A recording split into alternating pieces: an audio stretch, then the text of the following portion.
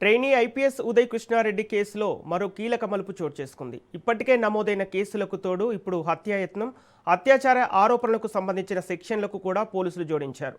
మొదట ఎఫ్ఐఆర్లో లేని బిఎన్ఎస్ సెక్షన్ 109, 64(1) సబ్టైటిల్ 1ను తాజాగా అత్తాపూర్ పోలీసులు నమోదు చేశారు. మరోవైపు నిన్న సాయంత్రం ఉప్పరపల్లి సాయంత్రం కోర్టు ఉదయ్ కృష్ణారెడ్డికి 14 రోజుల రిమాండ్ విధించగా ప్రస్తుతం ఆయన చెంచల్గూడ జైల్లో ఉన్నారు.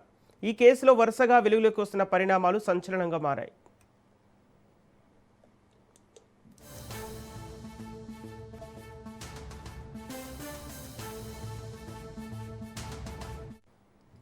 ట్రైనీ ఐపీఎస్ ఉదయ్ కృష్ణారెడ్డి కేసులో మరో కీలక మలుపు చోటు చేసుకుంది. ఇప్పటికే నమోదైన కేసులకు తోడు ఇప్పుడు హత్యాయత్నం, అత్యాచార ఆరోపణలకు సంబంధించిన సెక్షన్లను కూడా పోలీసులు జోడించారు.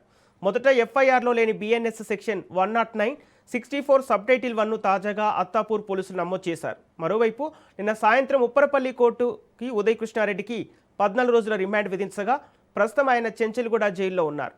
ఈ కేసులో వరుసగా వెలుగులోకి వస్తున్న పరిణామాలు సంచలనంగా మారాయి.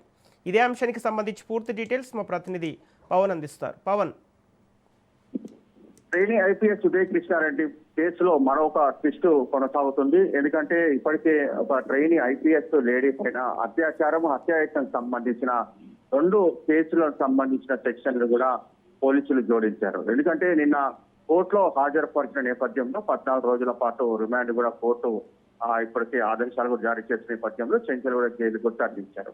అయితే ట్రైనీ ఐపీఎస్ ఫిర్యాదు మేరకు మొత్తానికి చూస్తే ఓవరాల్ గా ఈ కేసుకు సంబంధించి అన్ని కోణాల్లో దర్యాప్తు జరిపిన పోలీసులు ఈ యొక్క 2 సెక్షన్లను కూడా యాడ్ చేశారు. మరోవైపు చూస్తే ఇప్పటికే ఈ కేసుకు సంబంధించి కూడా ట్రైనీ ఐపీఎస్ స్టేట్మెంట్ కూడా లేడీ ఐపీఎస్ యొక్క స్టేట్మెంట్ రికార్డ్ చేసిన పోలీసులు ఈ యొక్క 2 సెక్షన్లు కూడా జోడించినట్టుగా మనకు తెలుస్తుంది. మొత్తానికి ఇంకా అన్ని కోణాల్లో కూడా దర్యాప్తు జరిపి ఈ యొక్క ఛార్జ్ షీట్ లో కూడా పొందుపరుస్తామని చెప్పి పోలీసులు అంటున్నారు.